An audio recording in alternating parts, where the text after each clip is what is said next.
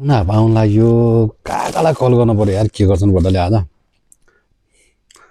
कहाँ मरेका छन् फोन पनि उठाउनु दैव हेलो काकै नमस्कार को अरे म ऊ ज्यालङ्गा त्यो कान्छा छोरो के नचिने नि गर्छन् बड्डाले फेरि हजुर म यतै छु दैव काठमाडौँतिर छु आउने भने आउँ अब चुनाव पनि आइयो भन्छन् म त्यहाँ अब चुनाव प्रचार सचार गर्ने आउँछु काकै दिन चारा आउँछु के गर्नुहुन्छ चुनाव योपालि भोट हाल्ने कसलाई भोट हाल्ने विचार छ त तपाईँलाई उही कति उही पुरानै भन्छ पुराना तिमी पनि मरेकाबाट जन्मेर छौ त्यो पुरानालाई हाल्दा त यहाँसम्म भयो अब केही नयाँ सोच्ने होइन र भने अब जो आए पनि त्यस्तै हुनुहुन्छ फेरि अब एकचोटि नयाँलाई ट्राई गर्ने हो आजसम्म हाल्दा त्यो नयाँ पुराना नेताहरूले केही लाज शरम माने त कम्तीमा नयाँ आयो भने लाज त मान्ला तिम्रो ठाँर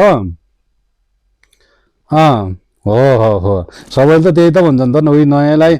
त्यही के घन्टी नबजाए हुन्न भन्छन् त्यो बजाल्ने हामी पनि त्यही घन्टी बजाउनुपर्छ काकै है म आउँछु दिन चार बाउ छोरा बसेर गफ गरौँला उतै एकपटक चाहिँ घन्टी नबजाए बा होइन सबैले घन्टी भन्छन् हेरौँ न एकचोटि कस्तो गर्दो रहेछन् हो हुन्छ काका त्यही गरौँला त म आउँछु दिन चार आउँछु र दुई बाउ छोरा बसेर मजाले गफ गरौँला भोट सोट अब घन्टीलाई दिनुपर्छ नयाँ पार्टी पनि हो रुकुमबाट पनि उठ्याउँछ गर्ने घन्टीमा को एउटा उठ्याउँछ भन्दै यसो प्रचार सचार गरेर त्यसलाई दिने यो भोट सबैले हुन्छ काकै है म आउँछु बाँकी कुरा त्यतै गरौँला ल